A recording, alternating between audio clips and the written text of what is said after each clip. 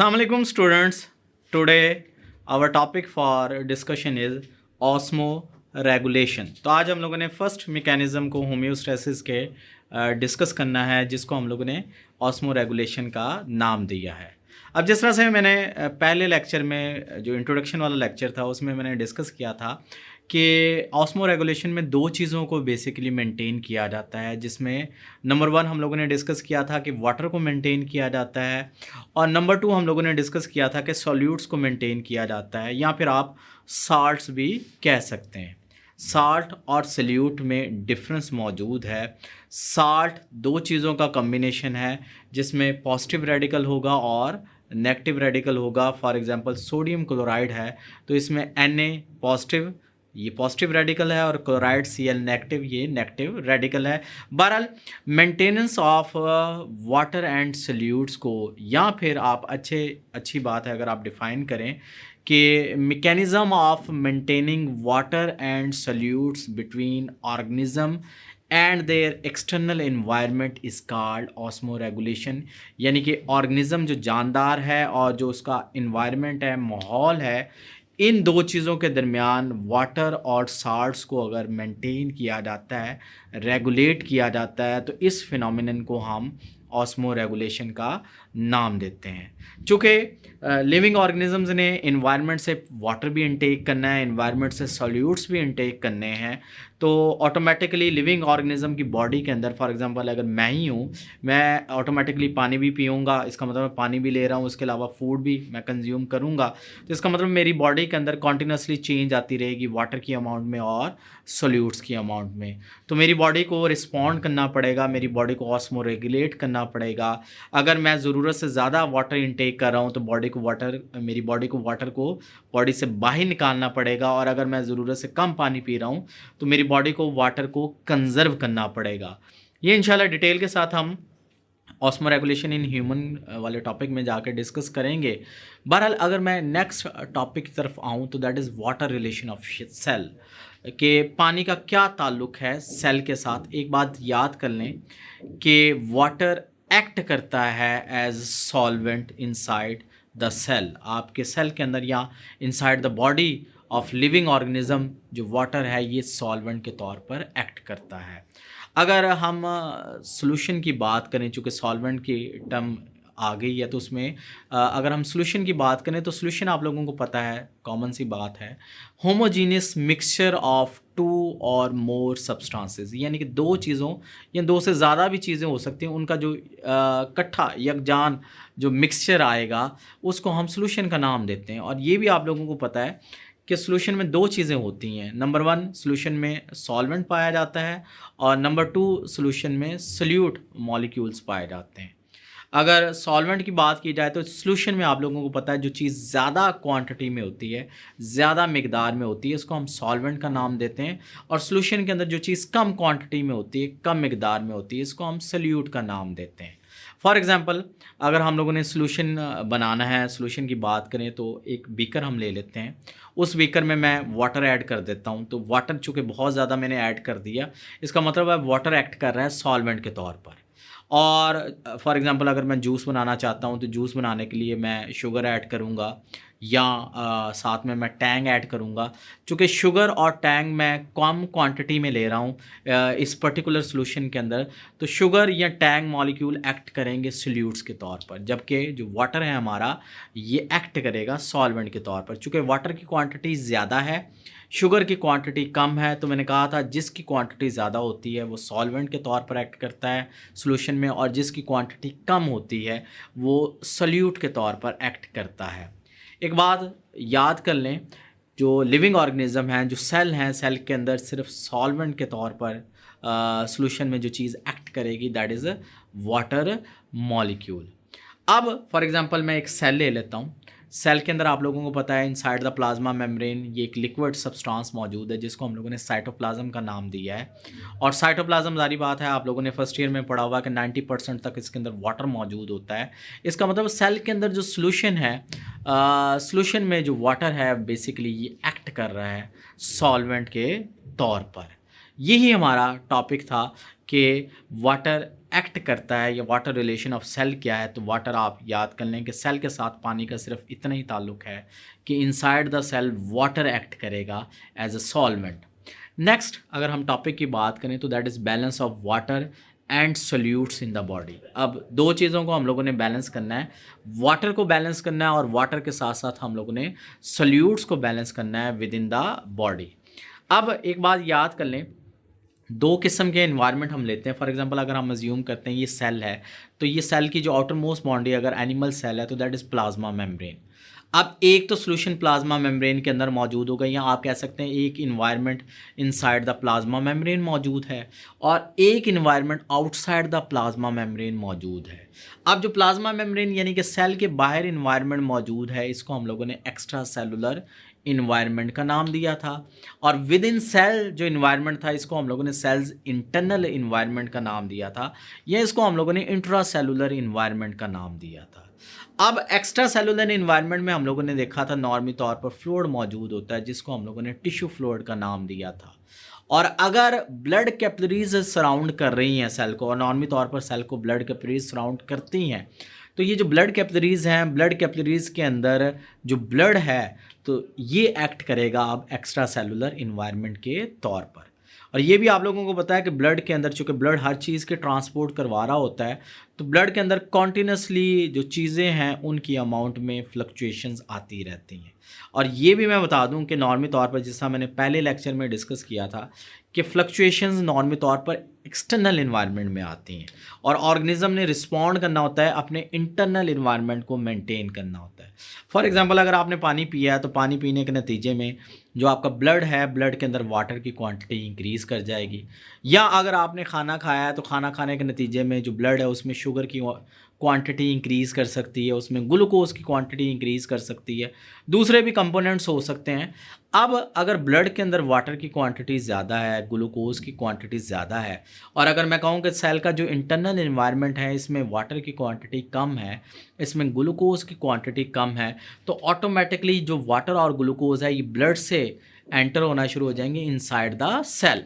चूँकि आप लोगों को पता है सब्सटेंसेस मूव करती हैं from an area of higher concentration to an area of lower concentration. चूँकि ब्लड के अंदर वाटर की क्वांटिटी, ग्लूकोज की क्वांटिटी ज़्यादा है, सेल के अंदर वाटर की क्वांटिटी, ग्लूकोज की क्वांटिटी कम है, तो वाटर और ग्लूकोज ब्लड से कॉन्टिन्यूसली मूव करना शुरू कर देंगे या ऑटोमेटिकली मूव करना शुरू कर देंगे और विद इन सेल ये जाना शुरू कर देंगे। अब नेक्स्ट बात ये है, और ये भी आप लोगों को पता है, ये मूवमेंट तब तक होती रहेगी जब तक इक्विलिब्रियम एस्टेब्लिश नहीं हो जाता। अब जो ज़रूरी बात ये है कि अगर सेल को इन चीज़ों की ज़रूरत नहीं है, फॉर एग्ज़ाम्पल सेल को वाटर की ज़रूरत नहीं है, सेल को ग्लूकोज की ज़रूरत नहीं है, तो लाजमी तौर पर सेल को रिस्पॉन्ड करना पड़ेगा। सेल को इन चेंजेस के ख़िलाफ़ रिस्पॉन्ड करना पड़ेगा जो चेंजेस सेल के एक्स्ट्रा सेलुलर इन्वायरमेंट के अंदर आई हैं। यानी कि चेंज क्या है, वाटर की क्वांटिटी इंक्रीज़ कर गई या फिर ग्लूकोज की क्वांटिटी इंक्रीज़ कर गई। अब सेल रिस्पॉन्ड करेगा और वो इन चीज़ों की इनटेक को ब्लॉक करेगा, रोकेगा, चूँकि सेल को इन चीज़ों की ज़रूरत नहीं है। और इसी चीज़ की मेंटेनेंस को वाटर और सोल्यूट्स की हम लोगों ने ऑस्मो रेगुलेशन का नाम दिया है कि दो चीज़ों को मेंटेन किया जाए within the body, within the cell. Number 1 मैंने कहा था वाटर मॉलिक्यूल्स को मेंटेन किया जाए, नंबर 2 मैंने कहा था सोल्यूट मॉलिक्यूल्स को मेंटेन किया जाए। तो that phenomenon is known as osmoregulation. अगर हम टाइप्स ऑफ इन्वायरमेंट की बात करें, जो एक्सटर्नल इन्वायरमेंट है बेसिकली याद कर लें, तो 3 किस्म के इन्वायरमेंट है, जिसमें से नंबर 1 हम कह देते हैं that is hypotonic environment, number 2 हम कह देंगे दैट इज़ आइसोटोनिक इन्वायरमेंट, और नंबर 3 हम कह देंगे दैट इज़ हाइपरटोनिक इन्वायरमेंट। अब ये भी याद कर लें, चूँकि अभी मैंने डिस्कस किया है सेल के अंदर भी इन्वायरमेंट मौजूद है, सेल के बाहर भी इन्वायरमेंट मौजूद है। ये जो मैं 3 टाइप्स बना रहा हूँ ये मैं सेल एक्सटर्नल इन्वायरमेंट की बात कर रहा हूँ, चूँकि ये रिलेटिव टर्म्स हैं। चूँकि सेल के बाहर इन्वायरमेंट है वहाँ पे भी सोल्यूशन मौजूद है, सेल के जो इनसाइड इन्वायरमेंट है यहाँ पे भी सॉल्यूशन मौजूद है। तो आप कहेंगे कि हम किस एनवायरनमेंट की बात करें, किन सॉल्यूशंस की बात करें। तो ये बात याद कर लें, जब भी हम बात करेंगे तो सेल्स एक्सटर्नल एनवायरनमेंट की बात करेंगे, और सेल्स इन एक्सटर्नल एनवायरनमेंट में जो सॉल्यूशन मौजूद है उनकी हम बात करेंगे। चूँकि रिलेटिव टर्म्स हैं, रिलेटिव टर्म्स का मतलब क्या हुआ कि अगर फॉर एग्जांपल मैं कह देता हूँ एक जगह चीज़ कम क्वांटिटी में है, तो इसका मतलब ये हुआ, फॉर एग्जांपल अगर मैं कहता हूँ within the cell quantity of solute या वाटर कम है, तो इसका मतलब ये हुआ कि आउटसाइड द सेल जो इन्वायरमेंट है, जो सोल्यूशन है, वहाँ पे सोल्यूट्स और वाटर की क्वांटिटी ज़्यादा है। चूँकि ये रिलेटिव टर्म्स हैं तो आपको पहले ही बताना पड़ेगा आप विद इन सेल इन्वायरमेंट की बात कर रहे हैं या आउटसाइड सेल इन्वायरमेंट की बात कर रहे हैं। तो जब आपको ये क्लियर हो जाएगा कि एक्सटर्नल इन्वायरमेंट की बात की जा रही है या इंटरनल इन्वायरमेंट की बात की जा रही है, तो फिर आगे चीज़ों की मूवमेंट को समझना आसान हो जाएगा। नंबर वन, अगर मैं इन्वायरमेंट को डिस्कस करूं, चूँकि असल में हम लोगों ने इन जो सॉल्यूशन है इन इन्वायरमेंट्स के इफ़ेक्ट को चेक करना है कि सेल के ऊपर इन इन्वायरमेंट्स का क्या इफ़ेक्ट होता है। तो फर्स्ट अगर मैं इन्वायरमेंट की बात करूं तो that is our hypotonic environment. Hypo आप लोगों को पता है हम लो को कहते हैं, बिलो को कहते हैं, अंडर को कहते हैं, जो मर्ज़ी आप लफ्ज़ यूज़ कर लें। टॉनिक हम सल्यूट कंसंट्रेशन को कहते हैं, सल्यूट की मिकदार को कहते हैं। तो अगर हम डिफ़ाइन करें तो हाइपोटोनिक इन्वायरमेंट में जो सॉल्यूशन पाया जाएगा दैट इज़ हाइपोटोनिक सॉल्यूशन। अगर हम डिफ़ाइन करें हाइपोटोनिक सॉल्यूशन को तो हम कह सकते हैं, हम डिफ़ाइन कर सकते हैं solutions having low solute concentration. ऐसे सॉल्यूशन जिनमें सल्यूट्स की मिकदार कम होगी, इनको हम हाइपोटोनिक सॉल्यूशन का नाम देते हैं। फॉर एग्जांपल नॉर्मल तौर पर हम लेबॉर्ट्री में जब एक्सपेरिमेंट करवाते हैं तो हम 0.1% सॉल्यूशन को हाइपोटोनिक सॉल्यूशन के तौर पर अज्यूम करते हैं या ये बनाया जाता है। अब 0.1% सॉल्यूशन बनाने का तरीका क्या है कि आप एक बीकर लें, बीकर के अंदर आप 100 ml वाटर ऐड करें, यानी कि 100 ml आप पानी ले लें, और इसमें आप 0.1 ग्राम आप कोई भी साल्ट ऐड कर दें। वो सोडियम क्लोराइड भी हो सकता है, वो ग्लूकोज मॉलिक्यूल भी हो सकते हैं। तो ये आपका जी 0.1% सॉल्यूशन बन गया और ये हाइपोटोनिक सॉल्यूशन के तौर पर एक्ट करेगा। या सिंपल जो आपका डिस्टिल्ड वाटर है that is again hypotonic solution, या जो आप ड्रिंकिंग वाटर नॉर्मल तौर पर आप पानी पीते हैं that is again hypotonic solution. अब ये जो हाइपोटोनिक सॉल्यूशन है, इस सॉल्यूशन में सल्यूट्स की या साल्ट्स की अमाउंट कम होगी, सॉल्वेंट की अमाउंट ज़्यादा होगी, ज़ाहिर बात है पानी ही होगा। तो सॉल्वेंट की अमाउंट ज़्यादा है, सल्यूट्स की अमाउंट कम है। ऐसे सॉल्यूशन को जिसमें सल्यूट्स की अमाउंट कम हो, इसको हम हाइपोटोनिक सॉल्यूशन का नाम देते हैं। अब जो हमारा मकसद है कि लिविंग ऑर्गेनिज्म के ऊपर या बॉडी सेल्स के ऊपर इन हाइपोटोनिक सॉल्यूशन का क्या अफेक्ट होता है, ये हम लोगों ने डिस्कस करना है। नॉर्मल तौर पर फॉर एग्जांपल आप एक बीकर लें, बीकर के अंदर हम ले लेते हैं जी हमारा हाइपोटोनिक सॉल्यूशन है, यानी कि solution having low solute concentration, और इस बीकर को आप लेबल कर लें। फॉर एग्जांपल मैं लेबल कर देता हूँ दैट इज़ ए, या आप 1 भी लेबल कर सकते हैं। हम क्या करेंगे, हम सेल को प्लेस करेंगे एक सॉल्यूशन के अंदर। फॉर एग्जांपल ये स्किन है, इस स्किन के नीचे ब्लड कैपिलरीज़ हैं, और ब्लड कैपिलरीज़ के अंदर आप लोगों को पता है ब्लड फ्लो कर रहा है। अगर हम इस स्किन को काटते हैं, रप्चर करते हैं, पंक्चर करते हैं, तो नॉर्मल तौर पर ब्लीडिंग स्टार्ट हो जाएगी। ब्लीडिंग के नतीजे में ये जो ब्लड है इसमें से एक सेल मैं उठा के इस सॉल्यूशन के अंदर डाल देता हूँ। अब चूँकि हम अफेक्ट चेक करना चाहते हैं, अब जब हम लोगों ने मैंने सेल प्लेस कर दिया with in this hypotonic solution, इसका मतलब ये है कि सॉल्यूशन में साल्ट की अमाउंट कम है, सॉल्वेंट की अमाउंट ज़्यादा है। अगर मैं ये बात कर रहा हूँ तो विद इन सेल जो सॉल्यूशन मौजूद है उसमें साल्ट की अमाउंट ज़्यादा होगी, सॉल्वेंट की अमाउंट यानी कि वाटर की अमाउंट कम होगी। दो प्रिंसिपल याद कर लें, एक तो मैंने पहले डिस्कस किया है कि substances move from an area of higher concentration to an area of lower concentration, यानी कि चीज़ें मूव करती हैं हायर कंसंट्रेशन वाले एरिया से लोअर कंसंट्रेशन वाले एरिया की तरफ। या आप याद कर लें water always move towards higher concentration of salt, पानी हमेशा मूव करेगा उस जगह की तरफ जिस जगह पे साल्ट्स की अमाउंट ज़्यादा होगी। अगर आप दोनों टर्म्स को देखें तो विद इन सेल अगर आप देखते हैं तो साल्ट की अमाउंट ज़्यादा है, वाटर हमेशा मूव करेगा जहाँ पे मैंने कहा है साल्ट की अमाउंट ज़्यादा है, तो इन्वायरमेंट से वाटर मूव करना शुरू कर देगा विद इन सेल। या फिर अगर आप वाटर और वाटर को कंपेयर कर रहे हैं, चूँकि इन्वायरमेंट में वाटर की अमाउंट ज़्यादा है, सेल के अंदर वाटर की अमाउंट कम है, नतीजा क्या होगा कि इन्वायरमेंट से वाटर एंटर होना शुरू हो जाएगा within the cell. Hypotonic environment का यही प्रॉब्लम है कि जैसे ही हाइपोटोनिक इन्वायरमेंट के अंदर लिविंग सेल्स को प्लेस किया जाता है, इन्वायरमेंट से वाटर एंटर होना शुरू हो जाता है विद इन द सेल। और अगर ये एनिमल सेल है तो पहले तो ये सेल स्वेल करेगा, फूलेगा, और ये एक हद तक वाटर एंटर हो सकता है, सेल स्वेल करेगा। अगर कॉन्टिन्यूसली वाटर इस सेल के अंदर ऐड होता जाता है या एंटर होता जाता है तो अल्टीमेटली ये सेल बस्ट कर जाएगा। चूँकि प्लाज्मा मेम्ब्रेन आउटरमोस्ट बाउंड्री है, प्लाज्मा मेम्ब्रेन डेलिकेट होती है, एक हद तक प्रेशर को बर्दाश्त कर सकती है, उसके बाद अल्टीमेटली प्लाज्मा मेम्ब्रेन रप्चर कर जाएगी। इसका मतलब है कि लिविंग ऑर्गेनिजम्स को लाजमी तौर पर ऑस्मोरेगुलेट करना चाहिए। अगर हम प्लांट सेल की बात करें, चूँकि प्लांट सेल में जो आउटर मोस्ट बाउंड्री है ये सेल वॉल है, और सेल वॉल चूँकि रिजिड होती है, अगर प्लांट सेल को हम हाइपोटोनिक सॉल्यूशन में प्लेस करते हैं और वाटर एंटर होता जाता है तो ये प्लांट सेल के लिए बेनिफिशियल है, फ़ायदेमंद है। चूँकि अल्टीमेटली जैसे जैसे वाटर एंटर होता जाएगा प्लांट सेल टर्जिड होता जाएगा, और इस फिनोमिनन को आप लोगों ने फर्स्ट ईयर में पढ़ा है, that is known as turgor pressure. और ये टर्गर प्रेशर मेंटेन करने के लिए शेप को प्लांट की इम्पॉर्टेंट रोल प्ले करता है।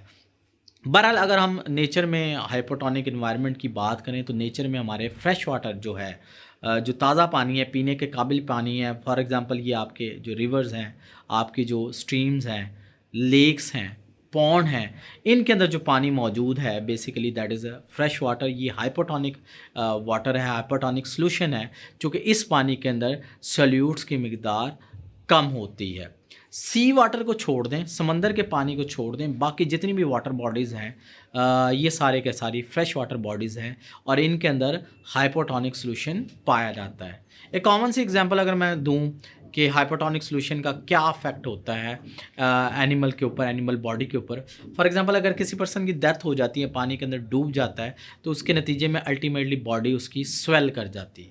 और स्वेल इसलिए कर जाती है कि बेसिकली जो इन्वायरमेंट है, इन्वायरमेंट से पानी विद इन द बॉडी दाखिल होना शुरू हो जाएगा, गैसेस भी प्रोड्यूस होती हैं जिसकी वजह से अल्टीमेटली बॉडी स्वेल करना शुरू हो जाती है। सेकंड, अगर मैं इन्वायरमेंट की बात करूं तो that is known as isotonic environment, और ये ऐसा इन्वायरमेंट है जिसके अंदर आइसोटोनिक सॉल्यूशन पाया जाएगा। अगर हम आइसोटोनिक सॉल्यूशन की बात करें तो आइसो हम सेम को कहते हैं, टॉनिक हम सोल्यूट कंसंट्रेशन को कहते हैं। तो solutions having same solute concentration, ऐसे सॉल्यूशन जिनमें सोल्यूट्स की मिकदार सेम होगी, और नॉर्मल तौर पर ये लेबॉर्ट्री में सॉल्यूशंस बनाए जाते हैं आइसोटोनिक सॉल्यूशन। फॉर एग्जांपल अगर मैं रिंगर सॉल्यूशन की बात करूं तो नॉर्मल तौर पर ये लेबॉर्ट्री में यूज़ किया जाता है ताकि डिफरेंट टाइप्स की टिश्यूज़ को प्रिजर्व किया जाए। अब इस सॉल्यूशन में अगर आप फॉर एग्जांपल आप बीकर लेते हैं, उसी तरह से जिस बीकर के अंदर हाइपोटोनिक सॉल्यूशन मौजूद है, इस बीकर को हम लेबल कर लेते हैं बी, ताकि फ़र्क आपको पता हो कि बी बीकर के अंदर हमारा आइसोटोनिक सॉल्यूशन मौजूद है, ए के अंदर हमारा हाइपोटोनिक सॉल्यूशन मौजूद है। तो बी बीकर हम लोगों ने लेबल कर लिया है, इसके अंदर हम लोगों ने आइसोटोनिक सॉल्यूशन डाल दिया।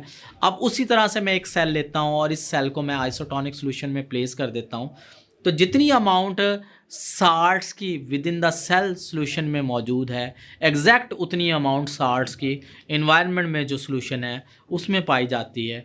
तो आइसोटोनिक सॉल्यूशन का याद कर लें, जितनी अमाउंट में water inside the cell enter होगा उतनी अमाउंट में वाटर सेल से बाहर चला जाएगा, इन्वायरमेंट में चला जाएगा। नतीजा क्या होगा, कोई अफेक्ट नहीं पड़ता ऑन सेल। आइसोटोनिक सॉल्यूशन का कोई इफेक्ट नहीं होता सेल के ऊपर, यानी कि सेल नॉर्मल जिस तरह से था नॉर्मल अपनी शेप को बरकरार रखेगा।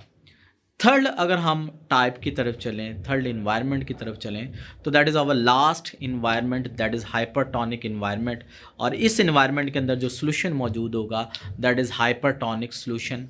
हाइपर की अगर मैं बात करूं तो हाई, टॉनिक सोल्यूट कंसंट्रेशन को कहते हैं।